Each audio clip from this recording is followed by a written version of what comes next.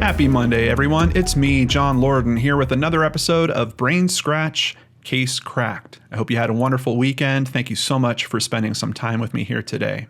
Before we start today's mystery about a missing person, I want to share a couple things with you. First of all, there is a thunderstorm going on as I'm recording this, so if you hear a little thunder in the background, I'm not adding that for dramatic effect. That is just nature right outside my window.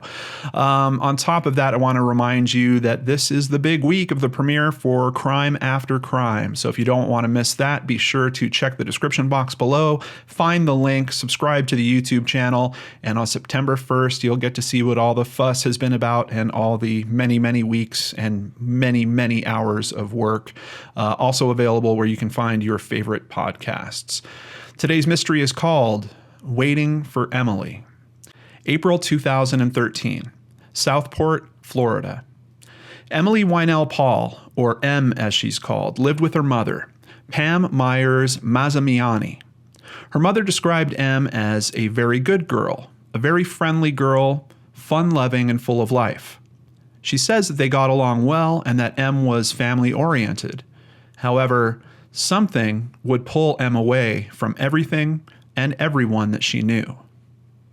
Only 1 month after M turned 14, she would disappear. She filled a large rolling suitcase with her things and left behind a 3-page letter saying that she was leaving.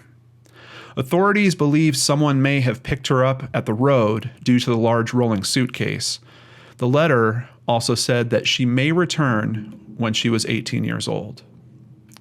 Quote, "We were just our usual selves. We hugged in the kitchen Saturday night, rocked back and forth. There were no clues," her mother told local press. Now, her barely 14-year-old daughter, standing 4 foot 11 inches tall and weighing around 100 pounds, was out in the world with God knows who. The note she left was examined by handwriting experts. It was definitely written by M. Authorities were clear that this was a runaway case, but remained diligent in trying to bring her home. They were also certain that she was either being coached or had done her own research on how to disappear. The items that she used for online communication, her Xbox, her cell phone, they were all gone. She never logged into her Facebook account again. The case was assigned to investigator Albert Willis. He kept tabs on her cell phone. It was powered on 3 times in the week after she left home, pinging each time off different towers, once in Callaway, once near the port, and then not far from Southport Road where her mother actually lives. The phone was powered on only briefly each time, so there wasn't enough information to track her movements or to determine what direction she was traveling in. Then, the cell phone activity also completely stopped. Early on in the investigation, investigator Willis learned that M was in contact with an adult in Madison, Wisconsin. They thought they had their man and focused in on him. However, after collaborating with local investigators in Wisconsin, he was cleared of all suspicion. Crime Stoppers posted a reward of $1,000. Investigator Willis received several more tips. None of them were panning out. He interviewed, then re-interviewed all of her friends. He asked several of them to take lie detector tests. Each person that he asked agreed to, and all of them passed. M had seemingly completely left everyone she knew behind and didn't make contact with them ever again. A psychic claimed that she was in Canada. Willis worked with Canadian authorities and didn't find that lead credible. There was another tip that she was sighted in Madrid, but Spanish authorities convinced Willis that was another bad lead. "I hate to say it, but it's just a mystery right now," Willis said. "Is she still out there, or did something bad happen to her?" Years passed. Every time M's birthday would come around, they would buy cake and a present for her. The presents remained in her bedroom, waiting for her return. Fears of M being held against her will plagued her mother. "I'm afraid it could have turned into something more than a runaway," she told the media. Pam still held on to the hope that M would come back when she was 18, as she stated in the letter. Then her 18th birthday came and went. "I used to feel hopeful, real hopeful. but she's 18 now, and I haven't seen her. M's 19th birthday would also come and go. Another gift would be left in the bedroom. When she comes home, she'll know that she's been missed, said her mother. Then in late July of 2018, a letter would show up. Pam shared on social media that she received a letter stating it was from M, the first contact she's had with her in over 5 years. Quote, "There's a lot of mixed emotions and a lot of feelings," Pam shared, but she was pretty sure the letter was legit. The Bay County Sheriff's Office posted a Facebook video asking M to make contact with police so they could verify her identity and be certain she was the one that sent the letter to her mom. Captain Captain Daffin is featured in the 90-second video. "Our investigation is for no other purpose than to make sure you're safe, that you are where you want to be, and at your own free will." He then explained that he just needed her to contact the office, and if she did, they can close the case and have peace of mind that she's okay. His tone and sense of concern is absolutely perfect in the video. He comes across strongly as a very kind and compassionate man, and it seems to have done the trick. M called the BCSO and spoke to Captain Daffin. When I answered the phone, it was a female voice claiming to be Emily Paul. I asked the female on the phone if she could explain to me who the letters were sent to and the contents of the letter. She was able to give him the details, convincing Captain Daffin that she was indeed M. He asked her to go to a police station close to where she is living now to confirm her identity, and because they also wanted to make sure that she wasn't speaking under duress. 30 minutes later, that station made the confirmation, taking photos and interviewing her. Emily Paul has been found, but she wants to keep her location private and still doesn't want to return home. She is no longer in the state of Florida, but she is safe and healthy and told officers that she has a good support system. The missing persons case is now officially closed. "It was just a shock. We spent 5 years wondering what happened. Where'd she go?" said Emily Paul's cousin, Melissa Parker. Her cousin said she still to this day does not know why Emily left. Despite that, Melissa is over the moon to know that M is alive. "I love you. We all love you so much, and no matter how much time goes by, no matter what happens, what has happened, we will always be here for you," said Melissa. Her family also states there's no pressure for M to come home, but they do miss her dearly. Captain Daffin has a different perspective on the discovery.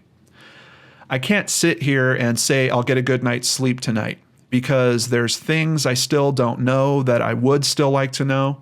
When the time's right and she wants to talk about anything, she's got a direct line to get in touch with me."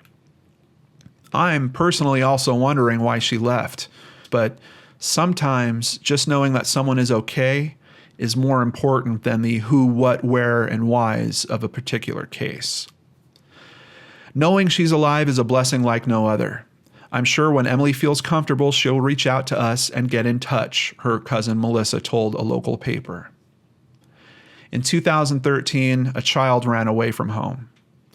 In 2018, a woman made sure that her family didn't have to worry and police could focus on the numerous other cases they have to handle. Case cracked. Wanted to share that one with you guys. It's a recent story. It's kind of been breaking over the past couple of weeks. Of course, not a lot of detail in terms of what happened. One of the things I'm really concerned about is was she taken to be in a relationship with someone at the age of 14 and she's still with them at this point? I only worry about that because there could be a certain amount of grooming that happened at that time where maybe this person could still kind of be control of her, if I can get the words out, sorry. Even if she's able to walk into a police station and say, yeah, I'm doing fine, I've got this great support system. I don't know. We don't have anything like those details, but it does speak volumes to me that this is a girl that didn't want her family to worry any longer, and that she took these steps to do it. I mean, it's one thing to actually call and to talk to the captain and say, yeah, I'm fine.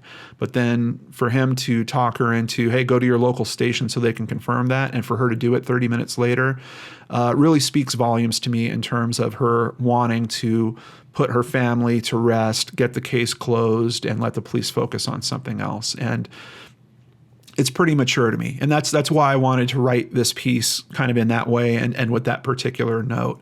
I do run into cases occasionally where we hear about this, teens that run away and a number of years later, they get the message back to their family.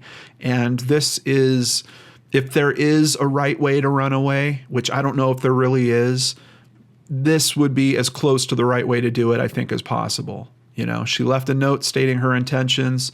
Yeah, she missed getting back in contact by a year, which certainly, I'm sure, stressed her mother in some serious ways. But outside of that, she did pretty good by everyone. Went and got whatever life she was looking for together and seems to be doing okay in that life. Will we find out other details later that maybe change that perception? I really don't know. I hope that she can get to the point where she's comfortable enough to visit with her family, maybe even just let her cousin meet up with her somewhere. I understand that she wants to keep her privacy, but at this point, she's also an adult. I mean, no one can tell her you're coming with me and, drag her back home or anything like that. So I hope she'll continue to kind of break down those walls and maybe help mend things. But I'm also very curious about what happened. Why did she want to run away in the first place? And I think that's why my brain keeps going back to, is this someone that she was talking to online and they convinced her to do this? Or is there other stuff that's happening in the home that we didn't know about, some other conditions that maybe it wasn't as rosy as it's being made out to be in the current articles that are being written? I really don't know. If there's any real serious jags that come up in this case in terms of further discoveries, of course, I will be sure to share that with all of you. But another case of a missing person found and seemingly doing well, which I always appreciate. So I wanted to share that with you guys.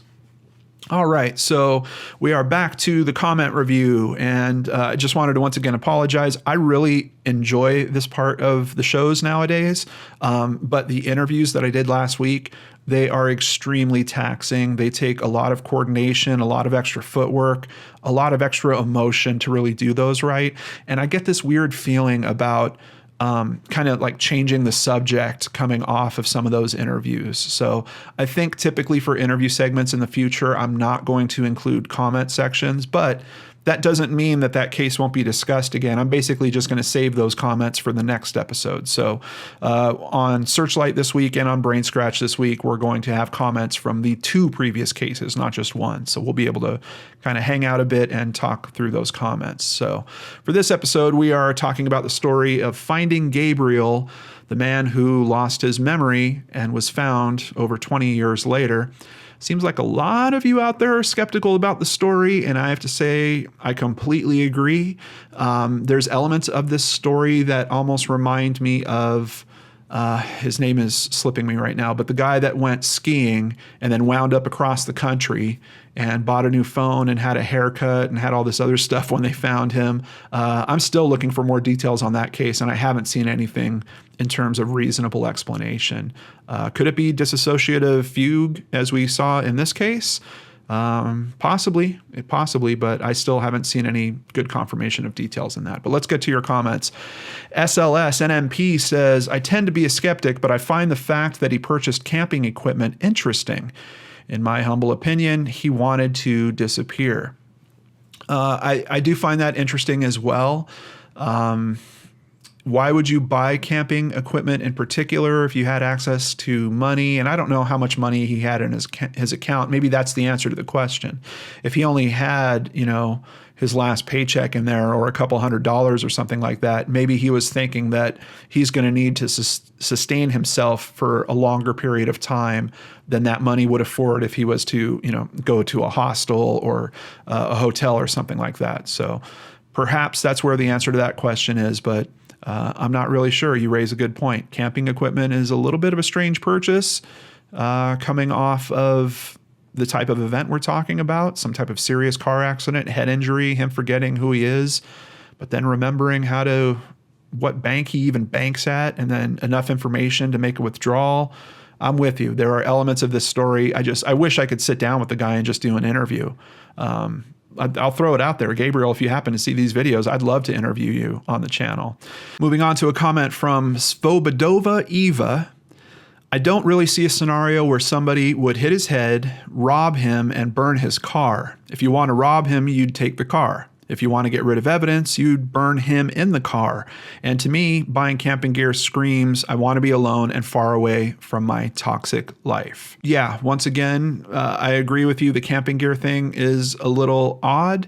You make a really good point about the robbery, and this story just doesn't have any details about what happened then. If I was the investigator, I would be asking him pretty specific questions about that. You know, how did your car wind up at the side of the road? Why was it burned? Do you remember anything around any of that? And he might not. See, that's another aspect to this that we have to keep in mind, especially at the actual point of where the trauma happened.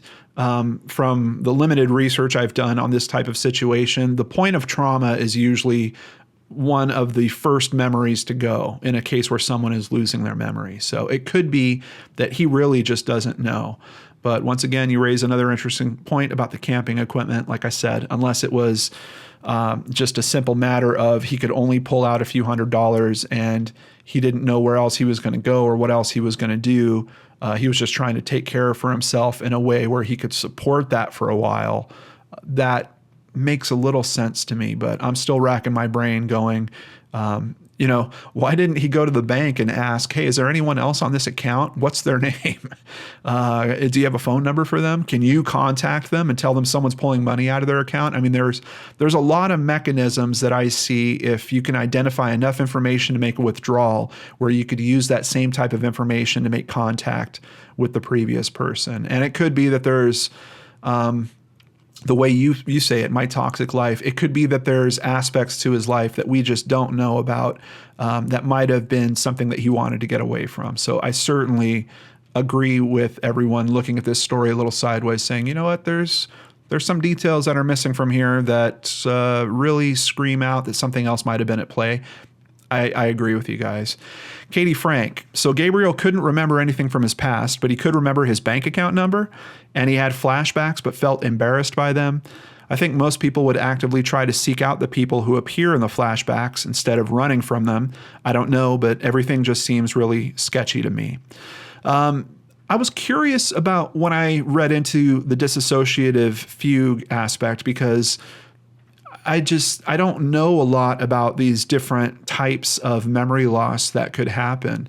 But clinically, the way that they defined that and explained it, that is part of the symptoms of having that. And unfortunately, I don't think that it's the type of disorder where you could do a blood test and, prick your finger and like, oh yeah, you're definitely going through dissociative fugue. It's not easily identified like that. So I'm with you, and I love that you guys are so skeptical. It's one of the things that I appreciate about these stories is being able to look at them with a critical eye and to try to take them apart for yourself to understand them better. Unfortunately, with a case like this, there is a media version of the story that's being told. And when I was researching this, I was running into the same details time and time again. It's one of those, it's almost like playing a game of telephone, but where the story doesn't change. Like one publication is just keeping it exactly the same to the next, to the next, to the next. And I could tell there wasn't a lot of independent research that was done on this. So it was primarily, from what I could see, like 2 interviews that all this information came from. It's not like the different news sources were reaching out and finding their own information and speaking to these people. So we don't have a lot of information to kind of bounce against other aspects and to say, hey, but they said this over here and that doesn't match up with over here. I probably wouldn't have covered this as a traditional brain scratch before he was found, just because there was a serious lack of information.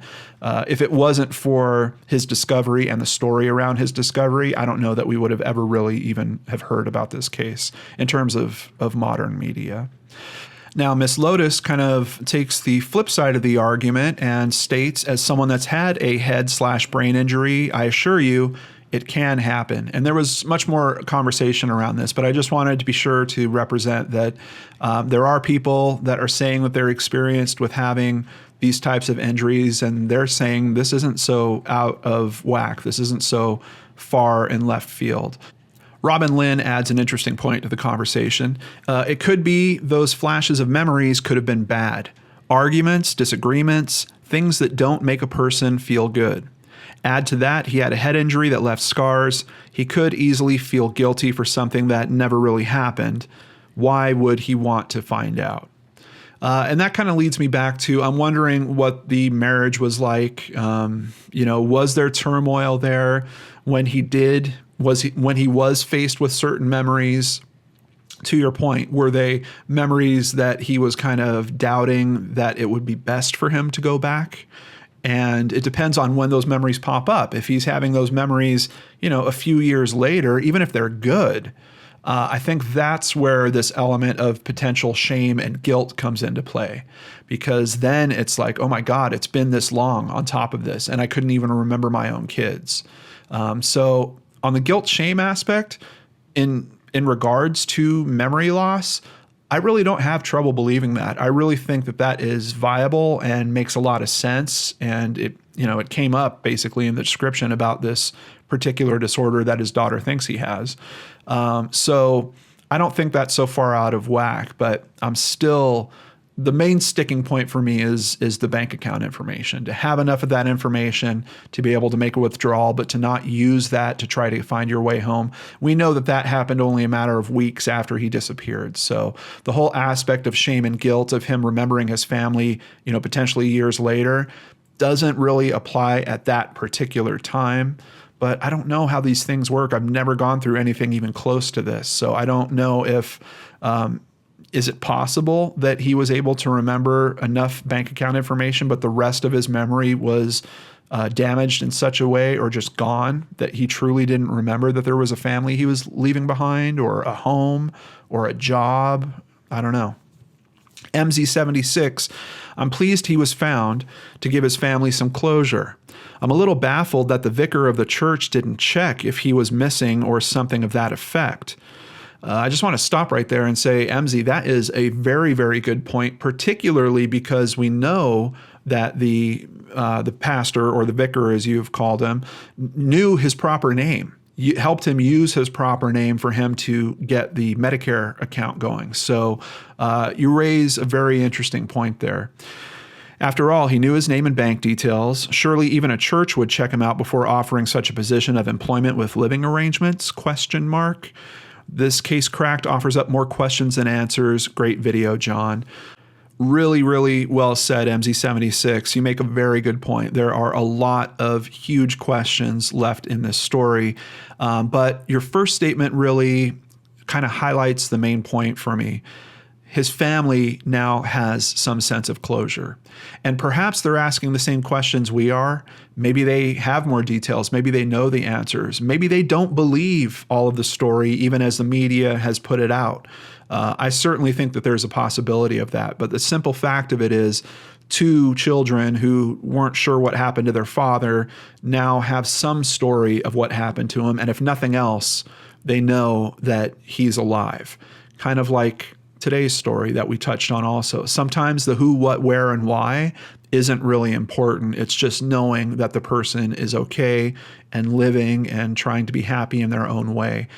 Before I sign off, I want to thank several new patrons. Thank you so much for your support. Jessica Balzer, Jay Billingham, Nicholas Orth, and Rusty West. Thank you so much for helping to keep me here, doing what I love doing and helping other people.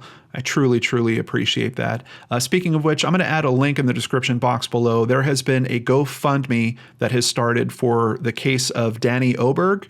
We made a very good contribution to that GoFundMe. They're only trying to raise $1,000, so I'm really trying to do everything I can to get them there. It is specifically a reward for information about Danny. So if you could find it in your hearts to donate to that cause, please look for the link in the description box below. Take care, everyone, and I'll see you back here on Wednesday with a brand new Brain Scratch Searchlight on the Lord and Arts channel.